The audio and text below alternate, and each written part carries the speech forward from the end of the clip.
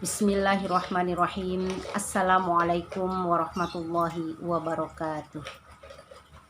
Rabbis shrahli sadri wa yassirli amri wahlul 'uqdatam min lisani yafqahu qawli.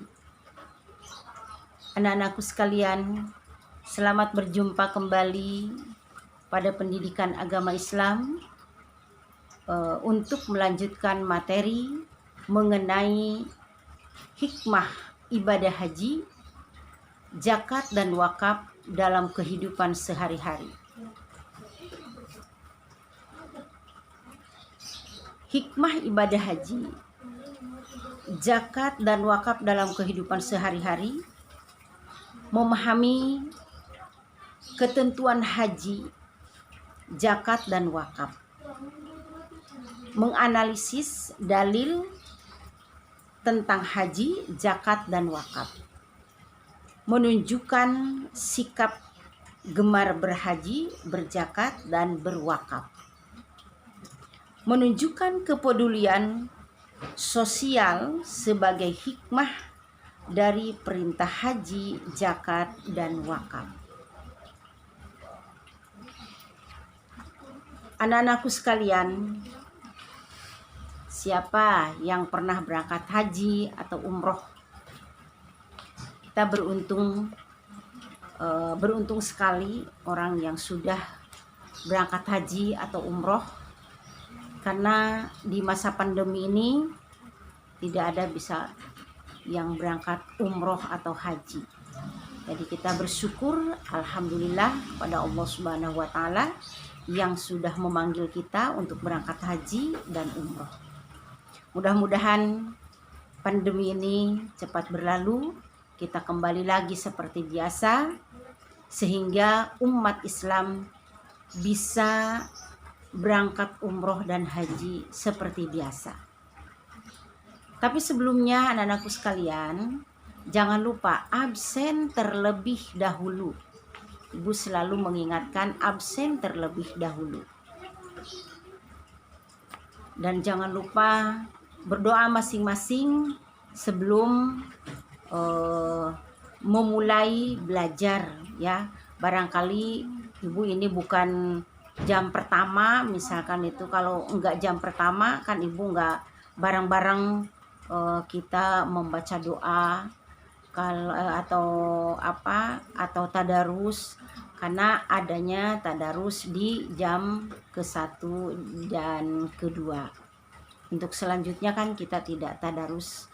Tapi dari minggu kemarin kalian semuanya kelas 10, kelas 11 sudah ditugaskan untuk bertadarus, laporan kepada ibu, sehingga kalian mempunyai kegiatan yang sudah dibiasakan setiap hari di masa pandemi ini, dan juga kalian tidak akan dirugikan, pasti mendapat nilai yang akan diserahkan atau diberitahukan kepada wali kelas.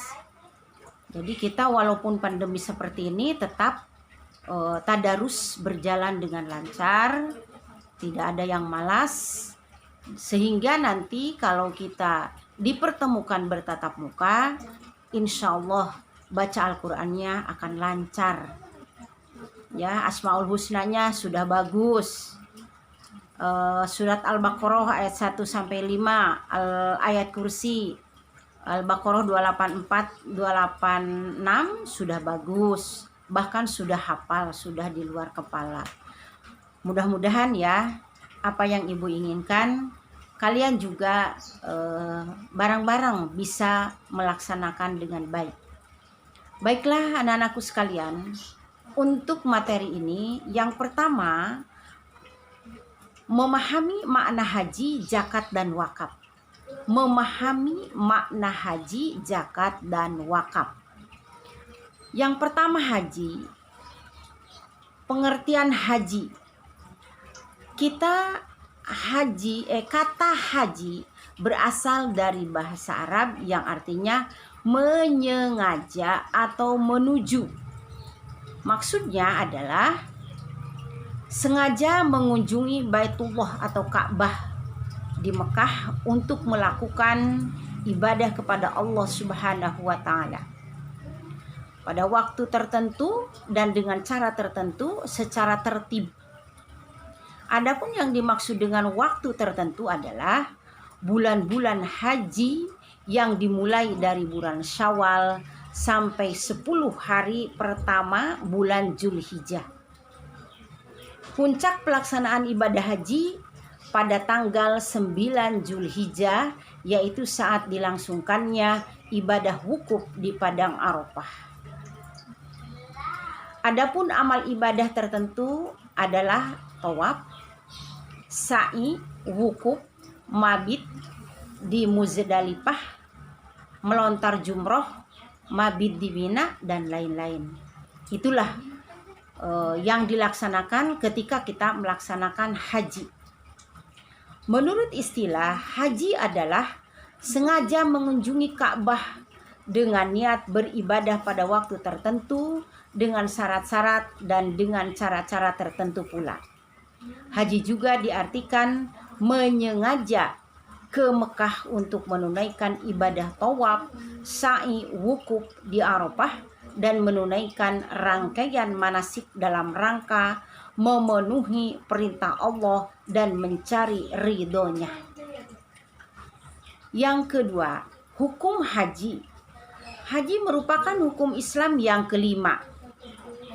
Hukum melaksanakan ibadah haji adalah wajib bagi yang mampu melaksanakannya sebagaimana dijelaskan dalam Al-Quran surat Al-Imran ayat 97. Allah Subhanahu wa taala berfirman,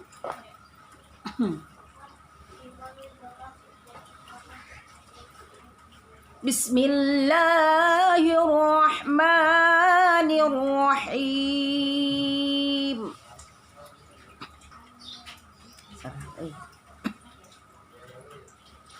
Fihi ayatum bayyinatum maqamu Ibrahim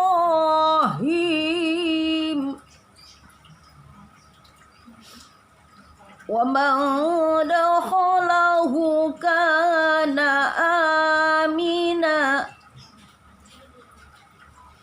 walillahi 'alan nasi hajjul baiti man istata'a ilaihi sabila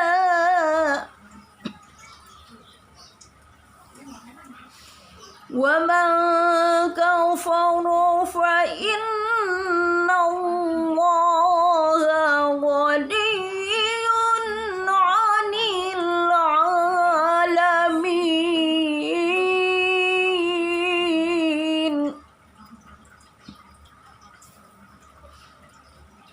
Yang artinya,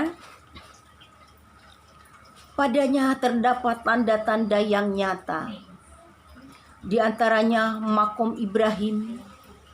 Barang siapa memasukinya Baitullah itu menjadi amanah dia. Mengerjakan haji adalah kewajiban manusia terhadap Allah, yaitu bagi orang yang sanggup mengadakan perjalanan ke Baitullah. Barang siapa mengingkari kewajiban haji, maka sesungguhnya Allah Maha Kaya, tidak memerlukan sesuatu dari semesta alam. Al-Quran surat Al-Imran surat ketiga ayat 97. Anak-anakku sekalian, itulah kewajiban haji, bahwa kewajiban haji adalah sekali dalam seumur hidup. Apabila ada yang melaksanakan haji lebih dari sekali, hukumnya sunnah. Hal ini didasarkan pada hadis Nabi Muhammad SAW yang diriwayatkan oleh Ibnu Abbas radhiyallahu an sebagai berikut. Rasulullah SAW berkhutbah kepada kami. Beliau berkata, "Wahai sekalian manusia, telah diwajibkan haji atas kamu sekalian. Lalu Al-Aqra bin Jabis berdiri kemudian berkata, sekiranya aku katakan ya, tentulah menjadi wajib. Dan sekiranya diwajibkan, engkau sekalian tidak akan mampu ibadah haji itu sekali saja. Siapa yang menambahi itu berarti perbuatan sukarela saja. Oh, kalau begitu buat kita sebagai umat Islam, kalau kita mampu cukup satu kali saja. Kalau untuk kesana lagi, mendingan kita membantu orang-orang yang perlu dibantu, yang dekat dengan kita, daripada kita berangkat haji beberapa kali. Ya, lebih baik beramal soleh di sini aja. Terutama yang dekat dengan lingkungan kita sendiri. Itu lebih bagus. Yang ketiga, syarat dan rukun haji. Apabila syarat-syaratnya tidak terpenuhi, gugurlah kewajiban haji seseorang. Para ulama ahli fikih sepakat bahwa syarat wajib haji adalah yang pertama Islam, yang kedua berakal alias tidak gila, yang ketiga baligh, yang keempat ada muhrimnya, yang kelima mampu dalam segala hal. Misalnya dalam hal biaya, kesehatan, keamanan, dan nafkah bagi keluarga yang ditinggalkan. Sedangkan syarat sah haji adalah yang pertama Islam, baligh, berakal, dan merdeka. Adapun rukun haji adalah perbuatan-perbuatan yang harus dilaksanakan atau dikerjakan sewaktu melaksanakan ibadah haji. Maka apabila ditinggalkan, ibadah hajinya tidak sah. Adapun rukun haji adalah sebagai berikut. 1. Ihram, yang kedua wukuf, yang ketiga tawaf, yang keempat sa'i, yang kelima tahallul, dan 6 tertib. Ihram adalah berniat mengerjakan ibadah haji atau umroh yang ditandai dengan mengenakan pakaian ihram yang berwarna putih dan membaca lafaz labbaik Allahumma hajjan bagi yang akan melaksanakan ibadah haji, dan membaca lafaz labbaik Allahumma umratan bagi yang berniat umroh. Ibadah haji dan umroh harus diawali dengan ihram. Apabila dengan sengaja jamaah mikot tanpa ihram, maka dia harus kembali ke salah satu mikot untuk berihram. Apabila jamaah telah berihram, maka sejak itu berlaku semua larangan ihram sampai tahallul. Anak-anakku sekalian, yang keduanya adalah wukuf. Wukuf yaitu hadir di padang Arafah pada tanggal 9 Zulhijjah dan tergelincirnya matahari hingga terbenam. Wukuf adalah bentuk pengasingan diri yang merupakan gambaran bagaimana kelak manusia dikumpulkan di padang mahsyar. Wukuf di Arafah merupakan saat yang tepat untuk mawas diri, merenungi atas seperti yang pernah dilakukan, menyesali dan bertaubat atas segala dosa yang dikerjakan, serta memikirkan seperti yang akan dilakukan untuk menjadi muslim yang taat kepada Allah Subhanahu wa ta'ala. Selama wukuf, perbanyaklah berzikir, tahmid, tasbih, tahlil, dan istighfar. Berdoalah sebanyak mungkin, karena doa yang kita panjatkan dengan ikhlas dan khusyuk akan dikabulkan oleh Allah Subhanahu wa ta'ala. Wukuf yang dicontohkan Rasulullah SAW diawali dengan sholat berjamaah duhur dan asar dengan jamak, takdim qasar, Setelah itu dilanjutkan dengan khutbah guna memberikan bimbingan wukuf, seruan-seruan ibadah, dan memanjatkan doa kepada Allah Subhanahu wa Ta'ala. Pelaksanaan wukuf di Arafah hanya terjadi sekali dalam setahun, yaitu setelah matahari tergelincir atau melewati pukul 12 siang pada tanggal 9 Zulhijjah. Bila pada waktu tersebut jamaah tidak wukuf, maka hajinya tidak sah. Yang ketiga adalah tawaf. Tawaf adalah berputar mengelilingi Ka'bah dan dilakukan secara berlawanan dengan arah jarum jam dengan posisi Ka'bah di sebelah kiri badan. Tawaf dimulai dari Hajar Aswad dan diakhiri di Hajar Aswad. Dilakukan sebanyak 7 kali putaran. Para ulama sepakat bahwa tawaf ada 3 macam. Yang pertama ada tawaf kudum, yang kedua ada tawaf ifadah, yang ketiga ada tawaf wada. Tawaf kudum yaitu tawaf yang dilakukan ketika jamaah haji baru tiba di Mekah. Tawaf ifadah yaitu tawaf yang dilakukan pada hari kurban setelah melontar jumroh Aqobah.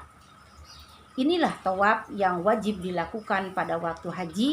Apabila ditinggalkan, maka hajinya batal. Yang ketiga, tawaf wada, yaitu tawaf perpisahan bagi jamaah yang akan meninggalkan Mekah.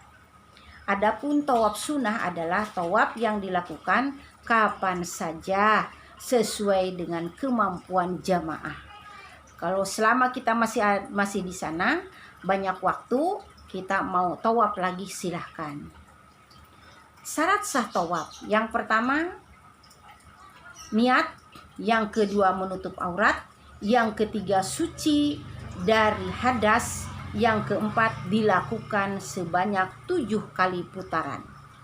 Yang kelima dimulai dan diakhiri di Hajar Aswad.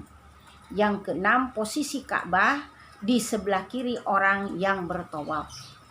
Yang ketujuh dilaksanakan di dalam Masjidil Haram. Ya, karena Ka'bah tidak jauh dari Masjidil Haram, masih di situ-situ aja ya. Yang keempat sa'i. Sa'i adalah berlari-lari kecil antara Bukit Sofa dan Bukit Marwah sebanyak 7 kali, yang dimulai dari Bukit Sofa dan diakhiri di Bukit Marwah. Sa'i dilakukan setelah melaksanakan ibadah tawaf.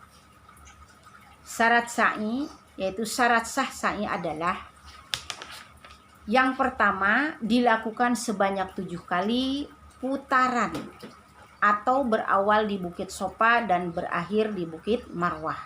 Yang kedua dilakukan setelah tawaf ifadah atau setelah tawaf kudum. Yang ketiga menjalani secara sempurna jarak Sofa Marwah dan Marwah Sofa. Terakhir dilakukan di tempat sa'i. Yang kelima tahallul. Tahallul adalah mencukur atau memotong rambut minimal 3 helai rambut. Tahallul dilakukan setelah melontar jumroh Aqobah pada tanggal 10 Zulhijjah yang disebut dengan tahallul awal. Setelah jamaah melakukan tahallul awal, ini larangan-larangan haji kembali dibolehkan kecuali berhubungan suami istri. Tahallul tsani atau kedua dilakukan setelah tawaf ifadah dan sa'i. Yang keenam tertib yaitu berurutan dalam melaksanakan mulai ihram hingga tahallul. Jenis haji. Yang pertama ada haji tamatu, yang kedua ada haji ifrad, yang ketiga ada haji kiron. Terus keutamaan haji. Setiap ibadah yang diperintahkan Allah Subhanahu wa taala memiliki hikmah dan keutamaan yang satu dengan yang lainnya berbeda-beda sebagai bentuk saling melengkapi dan menyempurnakan. Yang pertama, haji merupakan amal paling utama. Ketika Rasulullah Shallallahu Alaihi Wasallam ditanya mengenai amal yang paling utama, maka beliau menjelaskan bahwa amal yang paling utama adalah beriman kepada Allah Subhanahu wa Ta'ala. Beriman kepada Allah Subhanahu wa Ta'ala dan beriman kepada Rasul-Nya. Berjihad di jalan Allah dan haji yang mabrur. Adapun haji yang mabrur maksudnya adalah orang yang sekembalinya dari melaksanakan ibadah haji, perilakunya berubah menjadi lebih baik. Yang kedua, haji merupakan jihad. Yang ketiga, haji menghapus dosa. Yang keempat, pahala ibadah haji adalah surga. Itulah anak-anakku sekalian yang dapat Ibu sampaikan mengenai haji. Ya, di sini ada zakat, ada wakaf dalam kehidupan sehari-hari. Tapi pada kesempatan kali ini Ibu baru bisa menyampaikan mengenai pengertian haji. Ya. Mudah-mudahan kita semuanya sebagai umat Islam, kalau sudah normal kembali, sebelum keliling dunia, lebih baik kita melaksanakan umroh dulu atau haji. Baru kita jalan-jalan keliling dunia. Sempatkan dulu tabungannya untuk umroh dan haji. Nomor satukan dulu itu. Karena untuk meningkatkan iman dan Islam kita. Dan mudah-mudahan kita bisa menebus dosa-dosa kita dan hidup kita lebih baik lagi. Itu yang diharapkan oleh kita semuanya, sehingga Allah akan meridhoi apa yang kita lakukan. Mudah-mudahan dipermudah baik ilmunya maupun masalah keuangannya. Itulah yang akan membawa kemudahan-kemudahan buat kita semuanya. Kurang dan lebihnya mohon dibukakan pintu maaf yang seluas-luasnya. Perbanyak membaca masalah haji dan umroh. Mudah-mudahan apabila kita normal kembali bisa melaksanakan haji dan umroh. Kalau ada kata-kata yang salah, mohon dibukakan pintu maaf yang seluas-luasnya. Wabillahi taufiq wal hidayah warridha wal inayah. Wassalamualaikum warahmatullahi wabarakatuh.